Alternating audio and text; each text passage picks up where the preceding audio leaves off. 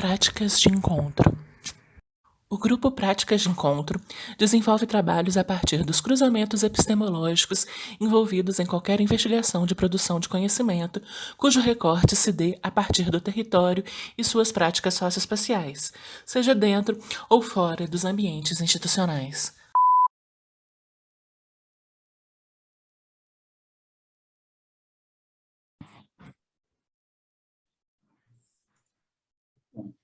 Então, como eu dizia,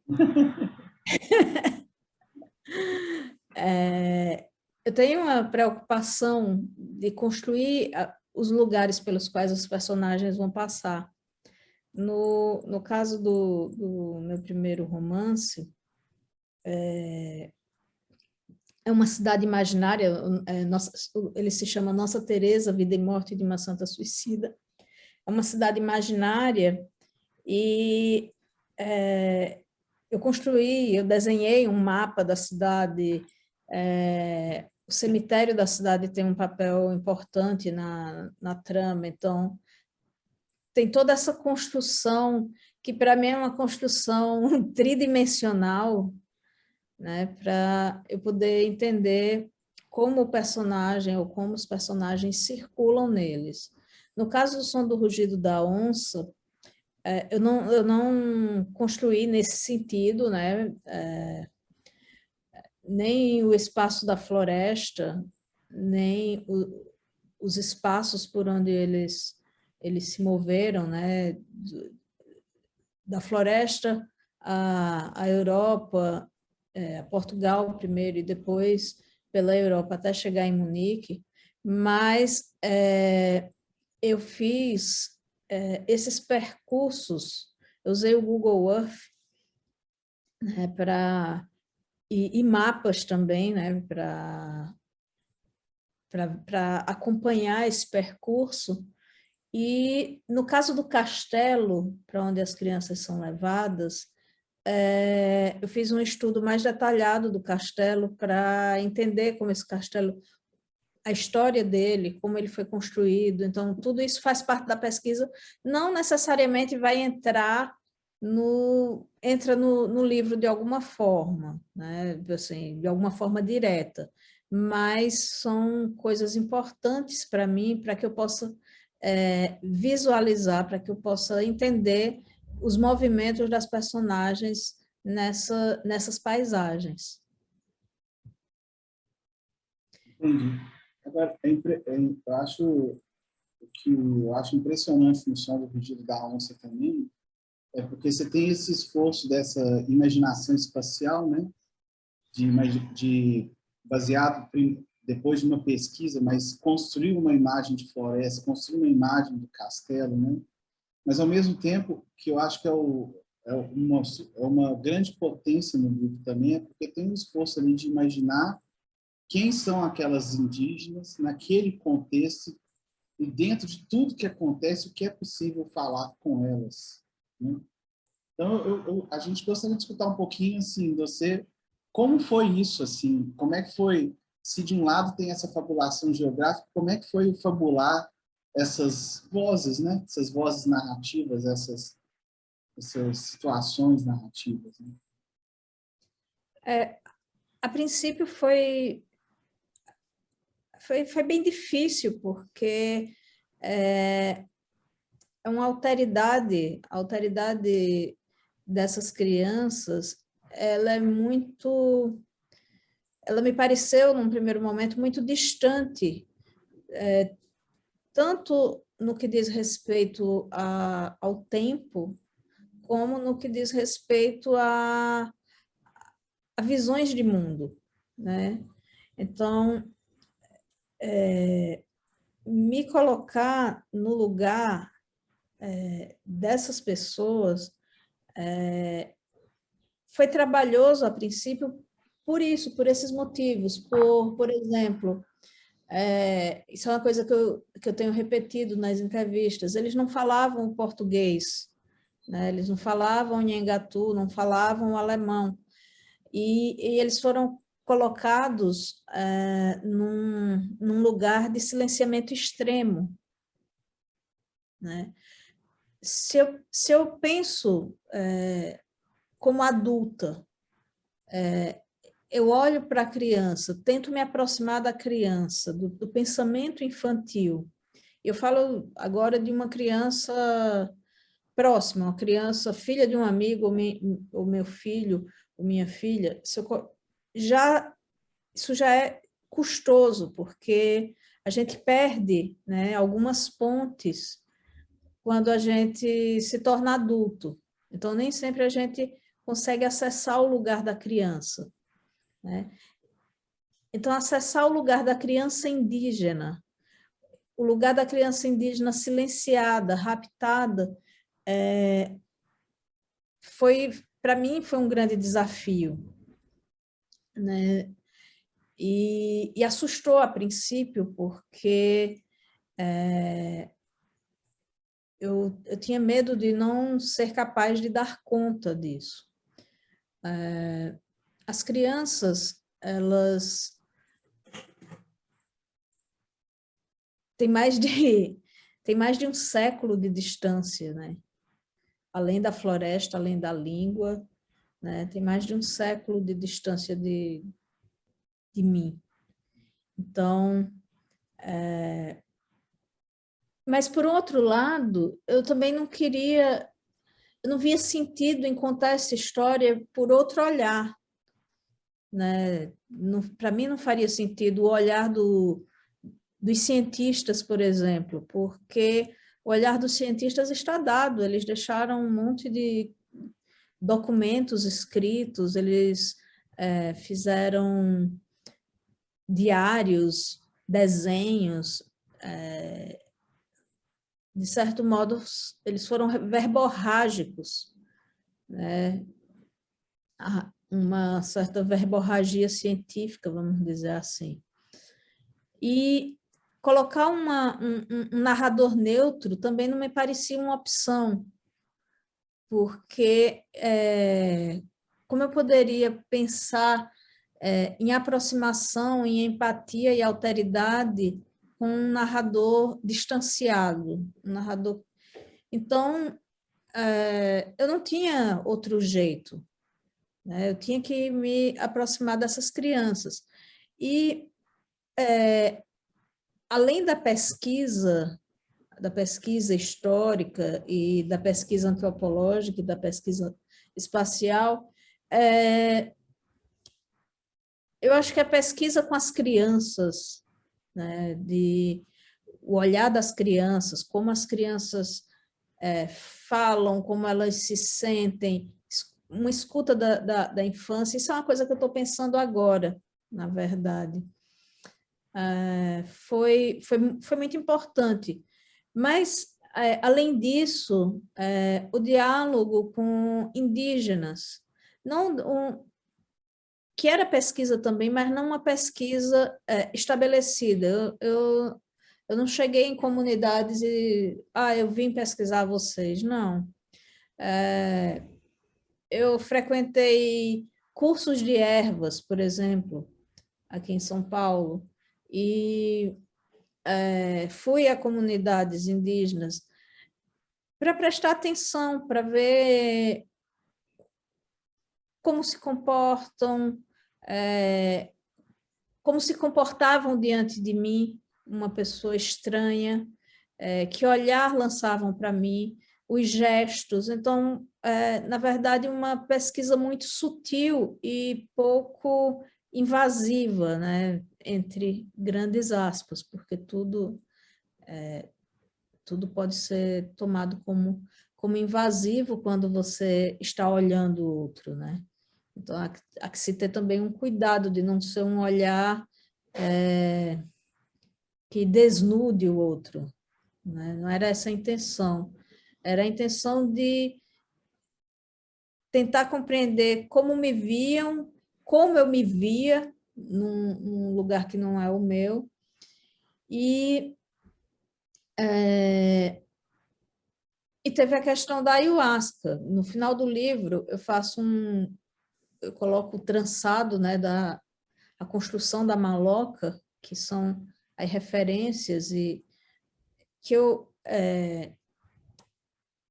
eu acho importantíssimo, no caso dessa narrativa, isso ser colocado, porque não é uma narrativa que fica de pé sozinha, nenhuma fica, na verdade, mas o trabalho de muitos ali que alimentaram essa narrativa, e a ayahuasca foi fundamental para eu encontrar a minha narradora.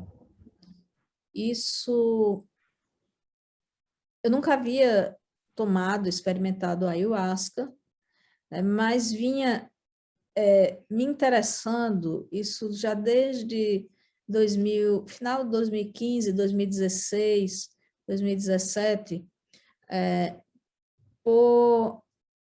pela vida das plantas. Uma coisa que agora a gente tem mais popularizada, né, com os trabalhos do Stefan Mancuso e com o Corsia, mas que na época vinha a reboque do grupo de pesquisa do qual eu participo na PUC São Paulo. E a gente vinha se interessado, é um grupo que estuda cultura, barroco, lugares da mestiçagem, e a gente vinha se interessando por plantas, e na verdade é um grupo muito, muito heterogêneo, e as pessoas elas migram de pesquisa, elas vão em zigue-zague, as pesquisas se contaminam. E eu estava muito interessada na época da escrita desse livro, nessa questão da vida das plantas. E, coincidentemente, eu tenho um amigo que vem fazendo uma pesquisa pessoal, nada acadêmica, mas uma pesquisa pessoal em relação à ayahuasca, os efeitos medicinais da ayahuasca. E a gente conversava muito a respeito, e um dia eu tinha terminado de escrever um dos capítulos e estava muito insatisfeita, porque eu achei que não passava verdade, que o olhar da minha narradora não passava verdade. E eu pensei, por que não fazer a pesquisa por outras vias? E me coloquei em contato com o meu amigo, disse que precisava me aproximar da ayahuasca, porque estava escrevendo um livro, enfim, expliquei para ele. E fomos, né, para uma sessão, para um sítio aqui perto de São Paulo, e chegando lá o mestre disse que eu poderia fazer 2 questões para o chá, né? Eu poderia colocar 2 perguntas para o chá. Eu confesso que eu fui também com 2 disposições. Uma disposição bom, eu sou uma pessoa muito regrada, e não costumo usar substâncias psicoativas. Então, e geralmente eu estou no controle de tudo, sou uma pessoa controladora. Então, eu disse para mim mesma, isso não vai me pegar, eu vou tomar, mas não vai acontecer nada. E a segunda disposição foi, eu tenho algumas alergias, e eu vou tomar um chá que eu nunca tomei antes, que vem da floresta, então eu vou morrer. Vai me dar um piripaque no meio do mato, e não vão conseguir me salvar a tempo, eu vou morrer por causa desse livro. De fato, eu morri, mas de uma outra forma. E eu perguntei ao chá quem era a minha narradora e como eu poderia me aproximar dela.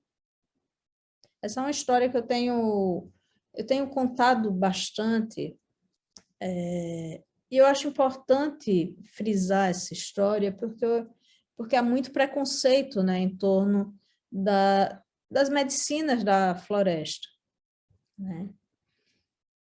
E o olhar ocidentalizado pensa a medicina e a ciência nos termos ocidentais, né?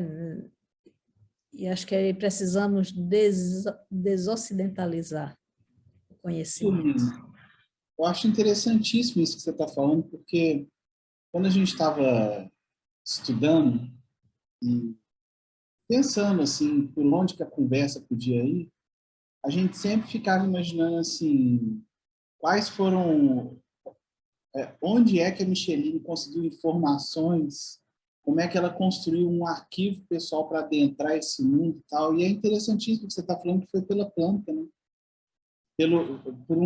Que te deu acesso a um conhecimento que é muito diferente do conhecimento nosso ocidentalizado, que é sempre no documento, é sempre no arquivo documentado, que está num prédio, no centro da cidade, né? Eu estou espantado com isso, assim, num ótimo sentido, porque, na verdade, para você escrever esse livro e se colocar os, junto com os narradores da maneira que você queria, você teve que sair um pouco desse seu lugar de ocidental, né? Sim, do meu lugar de conforto também, né? Porque normalmente eu não iria, né? É tanto que nunca havia ido, não por falta de oportunidade, né? Mas me pareceu fazer sentido, muito sentido, que eu buscasse uma desocidentalização, para mim, mais radical. E eu... Aí, como é que o chá fez isso, né? Quais foram as pontes que ele construiu para eu me colocar no lugar do outro? Quando eu tinha entre 5 e 6 anos, eu me perdi do meu pai no Recife. Eu passei um dia inteiro perdida. E ele me encontrou no fim do dia já. Eu não, na verdade, eu não lembro bem o que aconteceu, nem como me perdi, mas eu lembro bem de que ele me encontrou no final do dia numa loja, e que a loja já estava fechando, e uma pessoa, um homem, dizendo que ia me levar para a casa dele, quando meu pai chegou. E essa história estava ali guardada, assim, eu sabia dela, mas para mim era uma coisa muito resolvida, nunca foi uma questão, ou pelo menos eu achava que não era uma questão para mim, né? E quando eu tomo chá, é justamente para esse lugar da criança perdida, da criança que não sabe se vai conseguir voltar para casa, da criança entre estranhos, que o chá me coloca. E nisso tem toda uma... eu digo que foi foram 20 anos de terapia em 5, 6 horas. Deixa eu ver, 8. O trabalho todo durou 10 horas, então foram 20 anos de terapia em 10 horas. Uma porrada. E eu me coloco nesse lugar, né, de volta, né, a esse cenário de ser uma criança perdida dos pais, obviamente com guardadas as devidas proporções, né? Mas eu revivo, nesse período, eu revivo o medo de não rever minha família, o medo de não saber com quem eu estou e para onde vão me levar.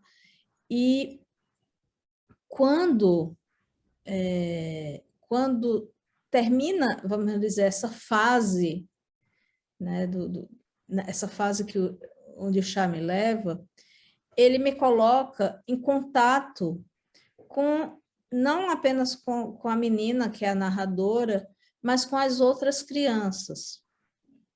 A gente não sabe, historicamente a gente não sabe quantas crianças foram levadas para a Europa, porque von Marcius, ele rasurou de fato todas as informações.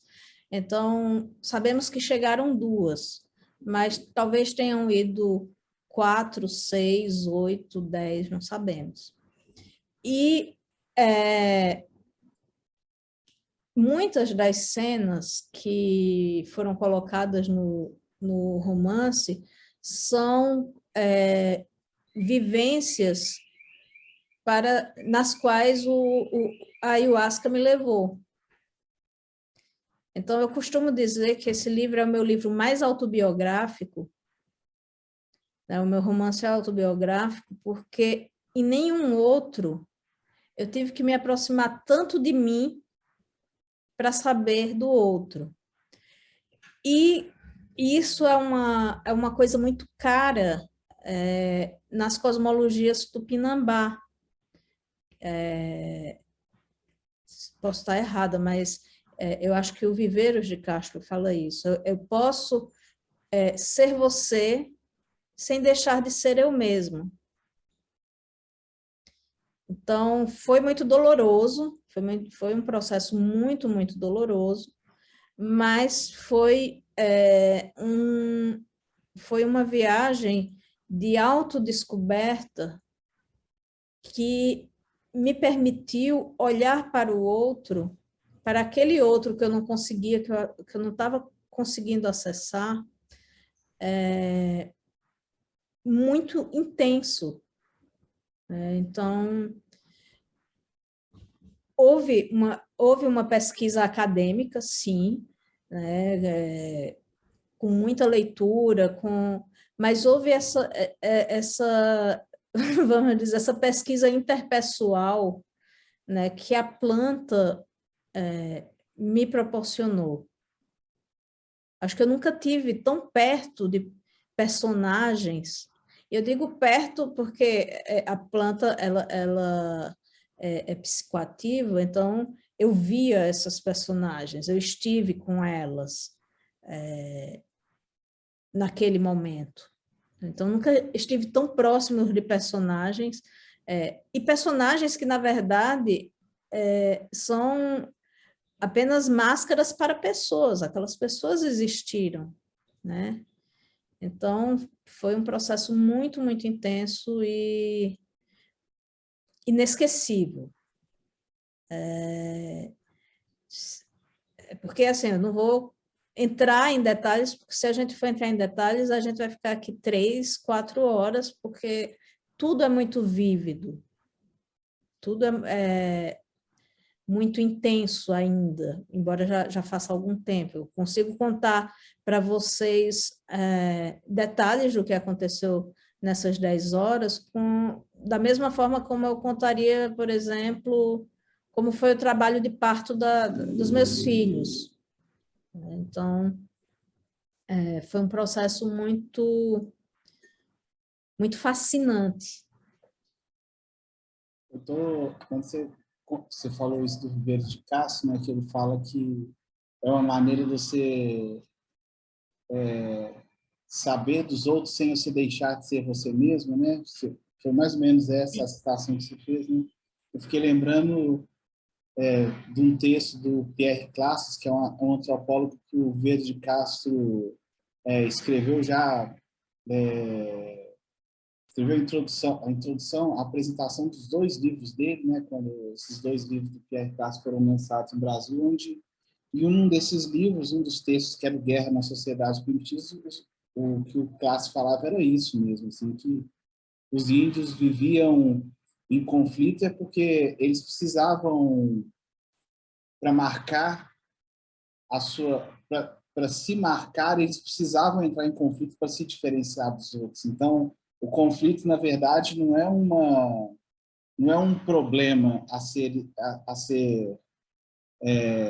resolvido, né? O conflito, na verdade, é o que constrói uma ideia de eu e de você, né? De um e outro, assim, né? Então tem uma... Eu tô achando super interessante esse seu processo de se descobrir, como você falou, que é o seu livro mais autobiográfico, né? Mas esse processo de uma descoberta sua, que só se deu porque você se distanciou demais de você mesmo ao mesmo tempo, assim, através da ayahuasca, né? Eu fico, eu acho que, eu acho também, assim, é muito poético isso de imaginar que essa aproximação toda se deu por causa de uma planta, que na verdade são os seres com os quais os povos originários têm um grande contato, têm uma relação que passa longe da nossa relação, a relação Sim. só de matéria-prima, né? E para eles são seres que estão ali, né? Numa conversa que a gente teve, o comissário de Pinambela falou que uma tesoura é um sujeito. Uma tesoura não é uma coisa, é um sujeito, assim, né? Então, eu fico pensando assim nesse papel de um na, no papel que o seu livro teve de construir uma ponte de contato, né, entre uma uma realidade que ela é tão diversa assim, que é uma realidade indígena que é dada de 100, 200 anos antes, 300 anos antes, né? Para mostrar isso para os homens e mulheres brancos da cidade, né? Assim, eu fico imaginando como é que o seu livro ele acabou se colocando como nesse lugar de ele se apresenta num lugar de mediação, né? De alguma forma. Sim, eu acho que sim. E essa história, né, essa história que mantém esse livro de pé, que é o rapto dessas crianças, é uma história que ela não pertence a mim, né? Ela pertence a todos nós. Então, eu espero muito que outros narradores possam contar essa história e histórias como essa. O Krenak, no lançamento do livro, a gente fez um lançamento online, que tá no site da Companhia das Letras. Ele diz que crianças Krenak foram roubadas também e levadas para fora do Brasil. Essas histórias elas precisam ser contadas sob os mais diversos pontos de vista, né? Uhum. Mas principalmente dos pontos de vista que levem em conta essas vidas roubadas. Com certeza. Com certeza. E, e qual foi quais foram porque você deve estar fazendo, não vou chamar de uma turnê de lançamento, mas, por exemplo, a primeira vez que eu te vi falando foi na Flip, né, no Festival de Literatura de Paraty. Eu vi você numa mesa não, né, numa teleconferência, né, apresentando o livro. Aí eu fiquei imaginando, assim, agora que você falou que você teve um encontro com a Ailton Krenak, eu fiquei me perguntando o quanto que esse seu livro está te levando a se aproximar cada vez mais de outros autores, outros escritores indígenas. Isso tem acontecido, assim? Tem acontecido bastante, mas eu acho que ainda menos do que eu gostaria. Acho que por conta dos próprios limites da pandemia, esses encontros eles ficaram um pouco difíceis. Acho que agora, com a diminuição do número de casos, com a diminuição de números de mortes, esperamos que continue assim, né? A gente consiga ter mais encontros. Mas, por outro lado, os encontros eles acontecem também fora fora do, fora da presença, né? Eles se encontram, eles acontecem nos encontros de subjetividades, de novos referenciais de leitura, né? De novos autores que vão sendo agregados à minha vida, e nesse sentido, a autoria indígena ela tem se feito cada vez mais presente, o pensamento indígena ele tem se feito cada vez mais presente, eu tenho estado mais interessada, né? Uhum. Porque a gente não consegue negar de onde a gente veio, né? Quando eu começo a escrever, e eu começo a escrever ainda criança, eu tenho uma biblioteca que é uma biblioteca predominantemente masculina e branca, né? Mas as coisas, o mundo se move, né? E o planeta gira. Então, as coisas elas vão se transformando também, né? Então, hoje eu tenho uma biblioteca muito mais diversa e muito mais diversa em vários sentidos do que há 5, 10, 20 ou 40 anos atrás. Então, nova, novas epistemes e novos modos de olhar o mundo se agregam, né, a quem eu sou o tempo todo. Agora é engraçado, é interessante, assim, pouco antes da gente começar essa conversa, pouco antes da gente se encontrar por aqui, eu e o Everton, a gente estava conversando, né? Porque você tem uma formação de historiadora, né? Sim. Aí assim, eu tinha falado com o Everton, nossa, Everton, acho que vai ser interessante da gente saber como é que ela, de historiadora, ela deu o passo que foi para letras, assim, porque é você sair de um lugar que, teoricamente, é o lugar dos fatos universais, o lugar das histórias oficiais, e caiu na letras, onde você tem uma possibilidade de fabular, tem uma possibilidade de imaginar, uma possibilidade de escrever a partir disso, né? O compromisso é outro, né? Aí eu fico, e agora você falando dessa sua biblioteca que ela está se diversificando ao longo do tempo, né? Isso só mostra como é que isso só vai mostrando como é que a história cada vez mais ela está se abrindo para esse outro lugar que somente a literatura pode preencher, eu acho, sabe? É engraçado você falar nisso. Quando eu era adolescente, meus pais queriam muito que eu fizesse letras, porque eu sempre gostei de escrever, porque eu sempre estava com um livro embaixo do braço, um caderno, anotando, escrevendo. E eu nunca quis fazer letras, porque eu achei que a história me dava mais elementos de fabulação do que as letras, né? O curso de letras me daria.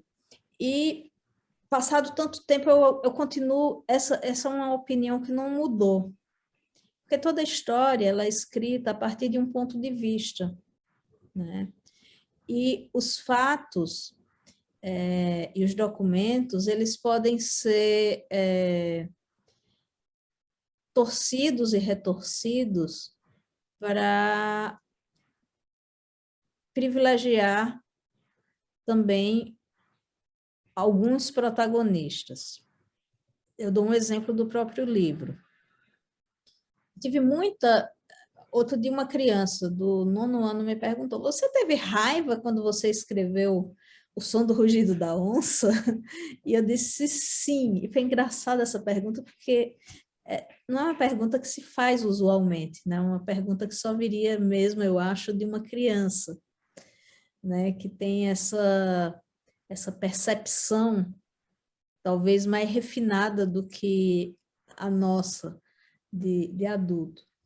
E o menino me fez essa pergunta e eu parei para pensar e sim. E quando foi que eu tive raiva durante a escrita? Em geral, eu não sinto raiva, nem medo, nem nada desses sentimentos quando eu estou escrevendo. Quando eu estou escrevendo, eu sinto um sentimento de urgência de conseguir fazer aquilo ao que me propus. Mas eu tive muita raiva quando eu fui cotejar as informações que o Márcio dava sobre as crianças, que eu já relatei um pouco adiante, um pouco atrás, e percebi que todas as informações escritas por ele de próprio punho foram deliberadamente contraditórias. O número de crianças que foram levadas, o destino que algumas crianças tiveram, onde e como ele pega o menino Juri, em um momento, lá no Viagem pelo Brasil, que é o diário de viagem deles, ele diz em um momento que salvou, que o menino era prisioneiro dos Miranha e que salvou o menino de um destino cruel. Isso é uma versão que ele dá. Anos mais tarde, ele ele escreve no diário dele que nunca vai esquecer o olhar que o pai do menino lançou sobre ele quando ele tirou o menino dele. Então, há muita contradição, e essas contradições elas não são neutras, elas não são por acaso. As contradições desses documentos históricos, elas existem para encobrir um fato muito grave, que é o sequestro de crianças. Então, é papel do historiador perceber dentro do documento o que há de fabulação, de manipulação, o que há de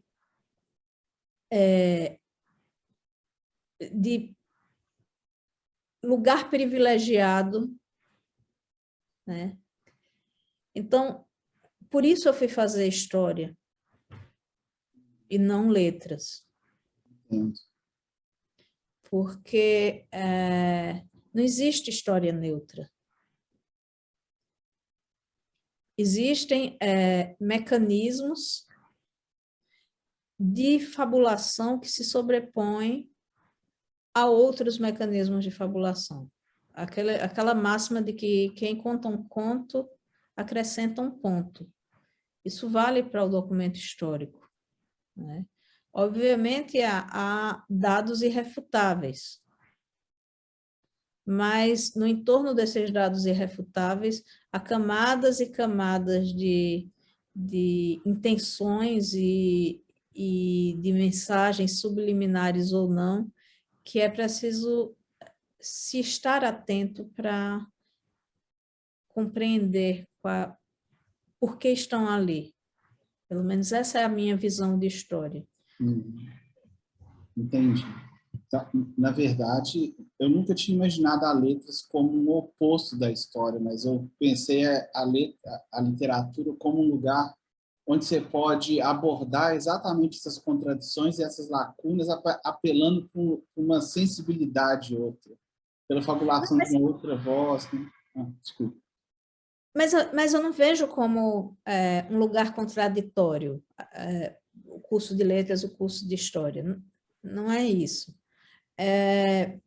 Eu vejo que, para mim, desvelar esses mecanismos me daria elementos mais interessantes para a minha escrita do que o que eu poderia conseguir num curso de letras. Entendi. Na verdade, eu estava esclarecendo. Uma escolha de ferramentas. Contradições. Uma escolha de ferramentas. Entendi. Eu entendi. Com quais ferramentas você quer lidar, né? Isso é interessante, porque no livro, assim, tem um movimento que eu achei curioso, que é a hora que eu tomei o maior susto, assim, porque a gente vai acompanhando a história das duas meninas e, de repente, aparece uma nova personagem olhando para a exposição sobre as duas meninas, né? E pensando tudo a partir de duas fotos, né? E é justamente isso, assim, as duas fotos existem, é um material, é uma imagem. Inclusive, agora tá até meio... Não estou lembrando se eu vi no livro a foto das duas garotas, ou se depois eu fui... Uma menina e um menino. Desculpa, um menino e um menino. Eu não sei se eu vi... No livro tem a foto dos dois? Não, Não fui eu que não. fui procurar depois, assim. Mas eu achei interessante isso, assim, que é a hora que você mostra, é quase que a hora que você mostra um mecanismo próprio seu, assim, que é olhar para as duas fotos e a partir disso que toda uma elaboração vem, né? Foi interessante, assim, é quase ver o livro por trás, assim, sabe? De ver o livro, os mecanismos do livro acontecendo enquanto o livro era escrito, né? Sim, e o tempo todo, se você for reler o livro, você vai ver que esses mecanismos eles são colocados ao leitor o tempo inteiro. Por que que eu não coloco, por exemplo, um vocabulário miranha? Há várias palavras do vocabulário miranha no livro, mas eu não coloco um glossário para o leitor, porque se eu conseguir descobrir aquelas palavras e descobrir o significado delas, o leitor também consegue. Então, se ele for curioso o suficiente, ele vai encontrar. Então, assim como as imagens que continuam em exposição na Avenida Paulista, todos os outros mecanismos de pesquisa estão ali e se o leitor quiser, ele se lança e ele encontra. É. Isso é ótimo, assim, deixar o leitor para essa... O leitor tem que trabalhar, né? Para essa tarefa mesmo. É a tarefa do leitor, né? Inclusive, eu acho que é essa estranheza que pode levar ele a querer saber mais mesmo, assim. É não saber a tradução, né? Sim. De antemão, ele tem que procurar ali, né? Isso foi muito interessante, assim, porque lendo o livro, a gente às vezes fica indo e voltando, tentando entender mesmo o que é que está ali sendo colocado para nós. Acho que tem É isso. ir procurar a imagem das crianças, como eram essas crianças, né? Procurar dar rosto, né? E quando você faz isso, quando você parte na sua própria pesquisa de leitor, o livro ele se estende para além da leitura, né? Ele sai, ele pula das páginas, ele salta, e aquelas pessoas ou personagens, elas ganham corpo, elas ficam de pé. Né? Então, é uma armadilha.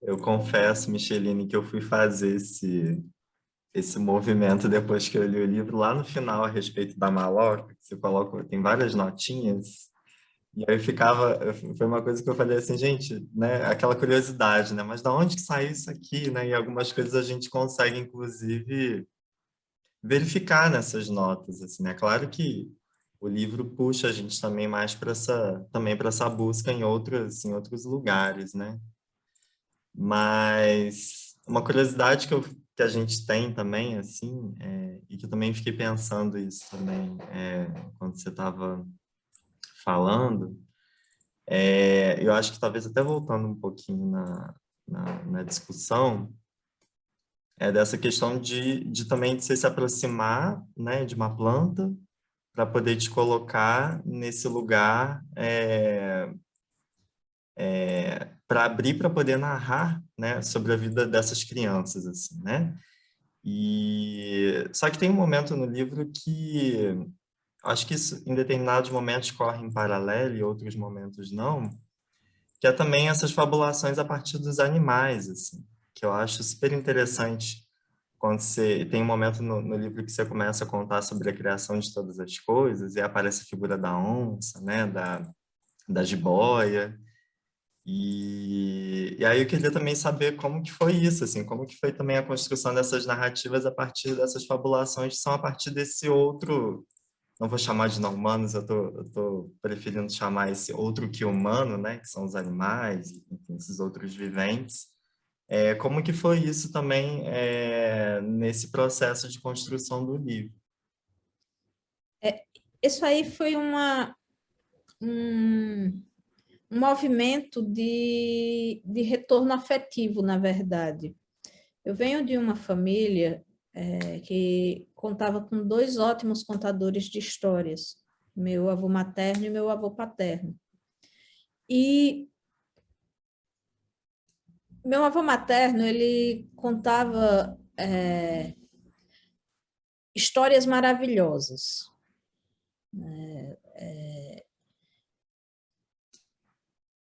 Histórias do tempo que os bichos falavam, né? Muitas dessas histórias são histórias indígenas, né? São histórias de um repertório oral que é herdado por gerações e gerações, e que eram contadas com muita naturalidade. O meu outro avô, o avô paterno, além dessas histórias maravilhosas de bichos que falavam, tinha também uma veia de histórias que ele chamava de história de Trancoso, que seriam histórias maravilhosas, mas numa outra fatura, de príncipes, princesas e de um imaginário medieval nordestino, muito herdado do cordel, muito herdado de uma ponte que é feita com o medievo, né, e que é muito presente nas histórias populares. Mas eu chamo a atenção para essas histórias do tempo que os bichos falavam. E essas histórias, elas são muito... Há uma naturalidade entre a fala humana e a fala dos bichos, né? No tempo que os macacos falavam, o macaco tal encontrou fulano, e por aí vai. Então, estudando essas narrativas indígenas, eu vou relembrar esse avô materno e esse avô paterno em suas histórias, e como essas histórias me levavam para alguns lugares. No caso do meu avô materno, há um lugar que é um lugar que assim, é muito caro no imaginário da minha família, e que depois eu descobri que é um lugar muito caro ao povo Funiô, que é um povo indígena das imediações de onde minha família vive, e com as quais a minha família materna tem laços de sangue longínquos, que é a Mata do Cariri. A Mata do Cariri seria uma espécie de terra sem males. Eram de lá que os bebês vinham, para lá que as pessoas vão quando morrem, é lá onde os bichos falam. Todas as histórias que o meu avô materno contava da Mata do Cariri eram esse lugar maravilhoso, né?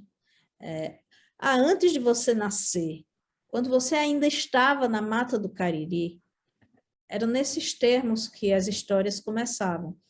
Então, eu vou acessar essas memórias e de como, para mim, era muito natural que bichos e plantas falassem. Eu dou um outro exemplo. Eu devia ter uns 4, 5 anos e eu sempre morei...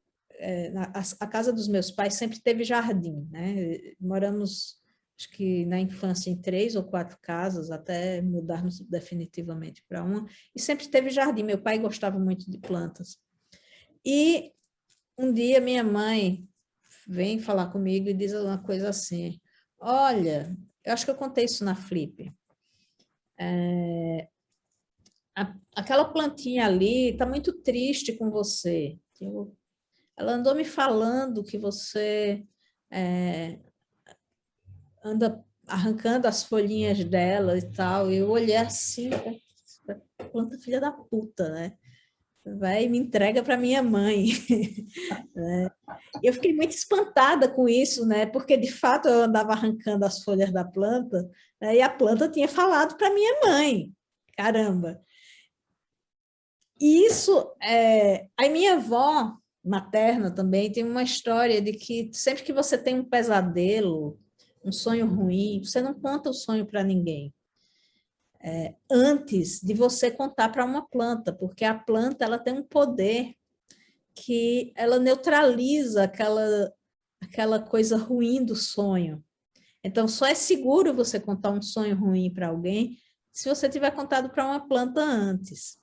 Então, é esse imaginário, né, que eu vou resgatar, que eu vou utilizar como ajudante, né, nessa elaboração.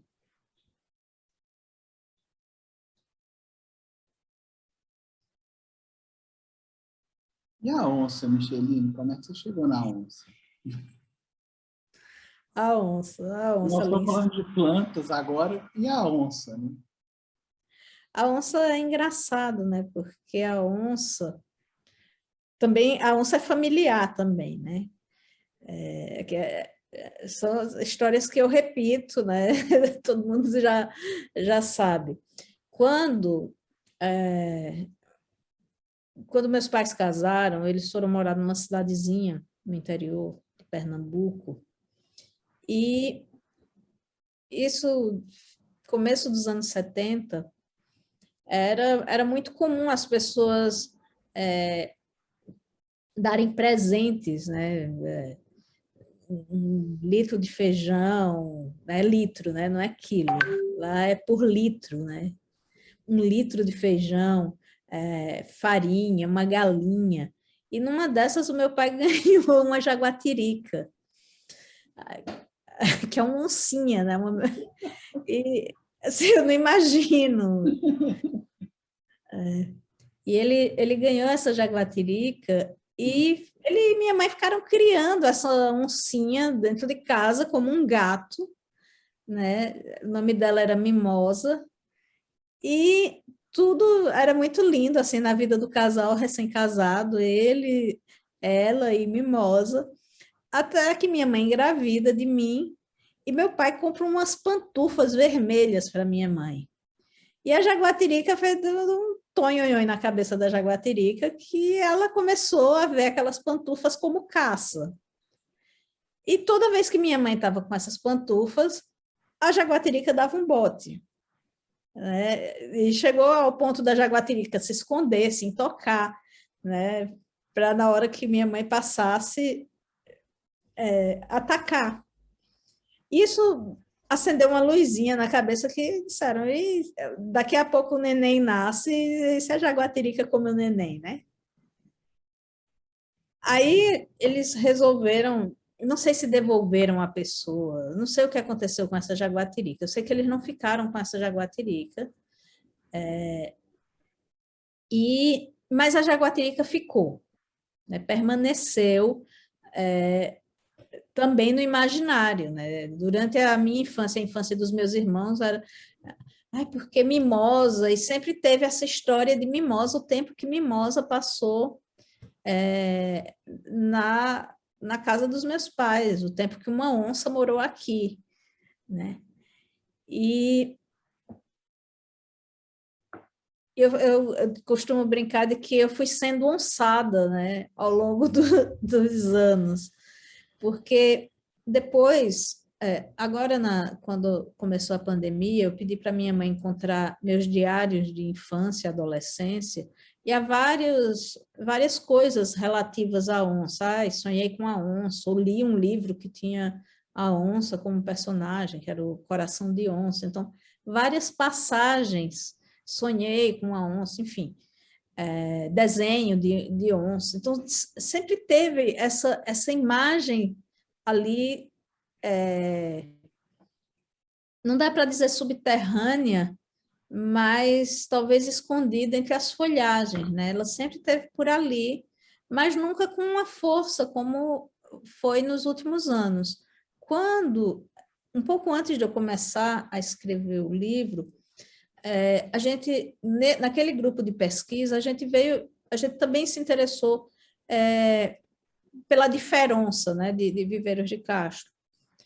E eu começo a perceber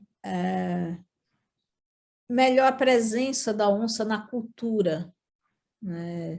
Tanto na cultura, tanto na oralidade, quanto nas cidades, quanto no humor, na música, enfim. E quando eu começo a escrever esse livro, né, me pareceu que esse símbolo de poder, porque é um símbolo de poder muito forte, né, muito presente nas Américas, que esse símbolo de poder ele poderia ser colocado a serviço, né, da memória dessas crianças. Então, é por essa via por essas vias, né, que ela chega. E é curioso, eu estava dizendo para vocês no início, eu estava ainda escrevendo o livro, né, ainda não tinha sido publicado, e tinha gente que nem sabia, eu comecei a ganhar coisas de onça, quadro, colar, lenço, imagens de onça, eu já tenho um pequeno acervo, né, de onça que vem aumentando, né? O último eu ganhei há 15 dias atrás.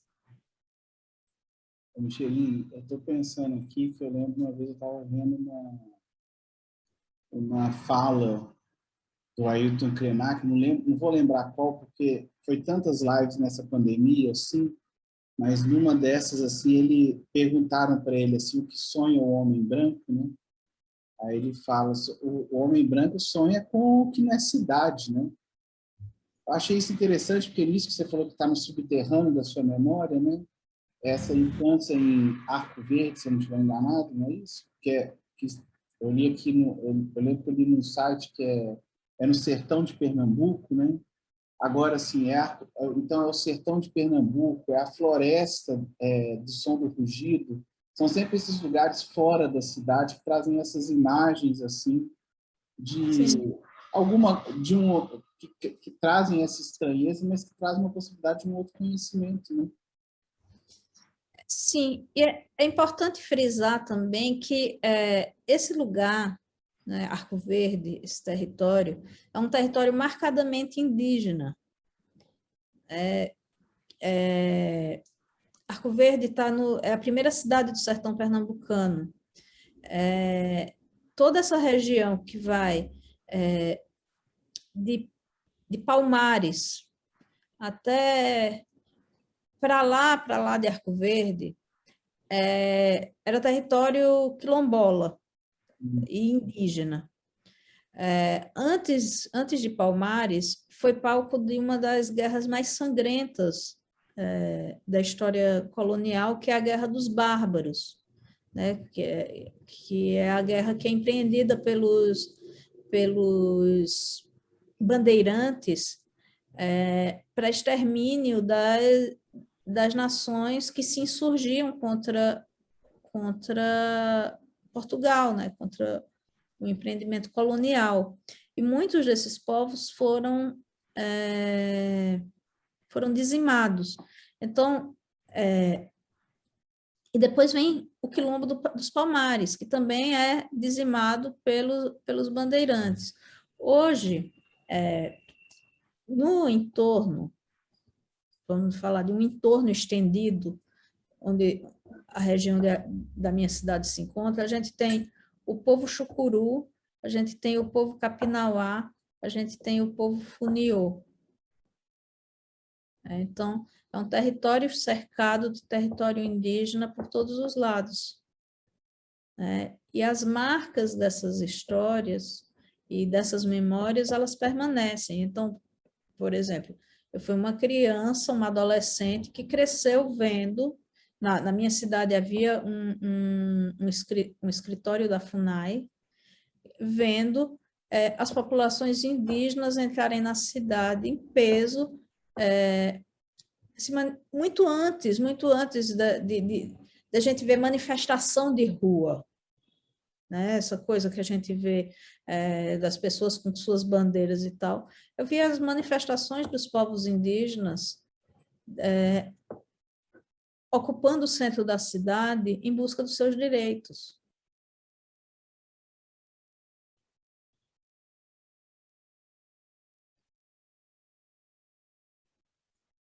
Como o próprio Krenak vai dizer, eu acho que é o Krenak, é o Krenak, sim.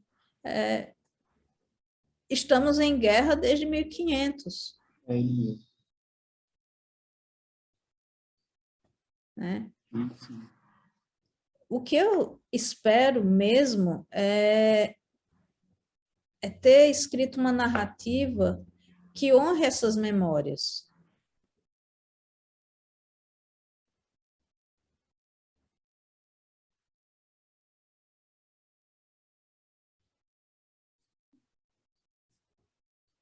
Sim.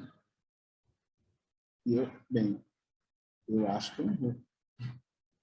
Eu acho que se esse era o objetivo, eu acho que super honrou.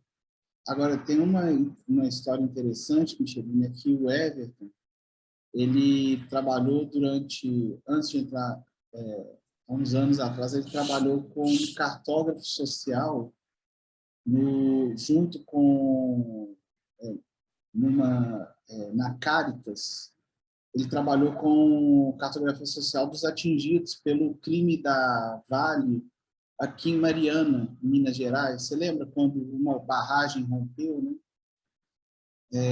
Aí a gente conversou com uma outra cartógrafa social, que é o caso que era a Aremita, assim, e eles falando o peso que era assim as conversas com os atingidos. Agora não são nem mais moradores, são atingidos, né? E é isso, assim, como é que essa memória de uma luta contra a cidade, de uma luta contra esse desenvolvimento urbano, uma, uma memória de uma vida fora da cidade, como é que isso tudo foi sendo enterrado pela lama, o que, na verdade, quando você fala isso, assim, isso só mostra como é que isso é só mais... Como é que a nossa história é assim, né? A nossa história é sempre alguma lama passando por cima, alguma lama encobrindo, né? Essas coisas. Sim, sim, e histórias de apagamentos muito sérios e muito cínicos. Por exemplo, o Cais do Valongo, no Rio de Janeiro, que foi o lugar de entrada, né, das pessoas escravizadas vindas da África, quando Dom Pedro II pede Dona Teresa Cristina em casamento por procuração, né, ele casa por procuração, né, eu escrevi um conto a esse respeito.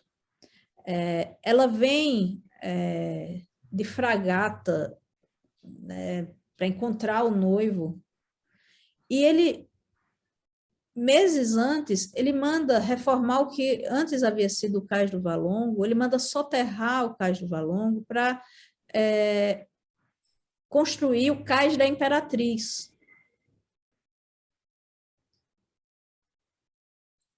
Então, ela chega, né, para viver a história de amor da cabeça adolescente dela, né, num lugar terrível, num lugar de uma história absolutamente horrorosa e que foi mandado soterrar.